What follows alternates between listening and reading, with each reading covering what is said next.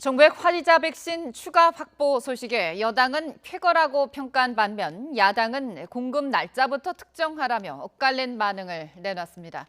한편 코로나 피해 자영업자들을 위한 손실보상법 소급 적용 논의가 지지부진한 가운데 3당 의원들이 회견을 열어서 법의 조속한 통과를 촉구했습니다. 국회에 나가 있는 취재기자 연결합니다. 한연희 기자. 네, 국회입니다. 네, 백신 추가 계약을 놓고 여야가 상반된 반응을 보이고 있죠? 네, 그렇습니다. 여당인 민주당은 즉각 환영의 목소리를 냈습니다. 11월 집단 면역 목표를 조기에 달성할 여건이 형성됐다며 쾌거라고 평가했는데요. 그러면서 이번 계약으로 백신 수급과 관련한 불필요한 논란을 야기해서 국민 불안을 부추기는 일이 더는 없기를 기대한다며 정부를 믿고 백신 접종에 적극 참여해달라고 강조했습니다.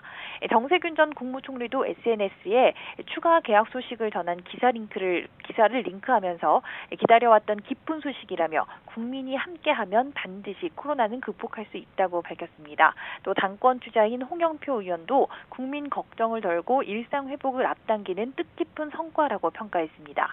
반면 국민의힘은 냉담한 반응을 보였습니다. 추가 계약 체결이나 확보라는 두루뭉술한 말을 그동안 수없이 들어왔다면서 실제 확보와 계약이 접종으로 이어져야 한다고 강조했는데요. 그러면서 물량이 언제 공급되는지 정부가 날짜를 특정해서 발표하고 또 연령과 직업군 등에 따른 접종 계획이 어떤지도 자세히 설명해야 한다고 요구했습니다. 국회에서 코로나 피해 자영업자들을 위한 손실보상법 소급 적용 논의도 이어지고 있는데 이달안 처리는 어려워 보인다고요? 네, 그렇습니다. 소급 적용이 필요하다는 데는 여야 모두 공감대를 형성하고 있지만 좀처럼 논의의 속도는 나지 않고 있습니다. 앞서 민주당과 정부는 지난 20일 소급 적용 여부에 대해 논의했는데요. 정부 측에서 재정 부담을 이유로 난색을 표해서 끝내 이견을 좁히지 못했습니다. 그러면서 애초 지난 22일에 진행하려고 했던 산자위 법안 소위도 연기된 상황입니다. 민주당 관계자는 손실보상법 자체가 한 번도 해본 적 없는 재정법인데다가 사각지대를 어떻게 설정할지 또 소급 적용을 한다면 어느 시점부터 할지 등을 놓고 논의가 이어지고 있다고 설명했는데요.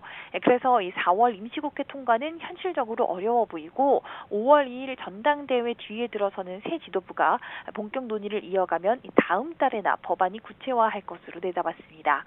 지금도 국회에서는 코로나 손실보상법 통과를 촉구하는 소상공인들의 천막농성이 14일째 이어지고 있습니다.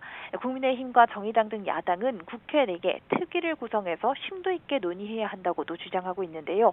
이와 관련해서 민주당 민병덕, 국민의힘 최승재, 정의당 심상정 의원이 오늘 국회에서 3당 공동 기자회견을 열고 오는 29일 본회의에서 손실보상법안이 반드시 통과될 수 있게 여야 그리고 정부가 협의해달라고 촉구했습니다. 지금까지 국회에서 전해드렸습니다.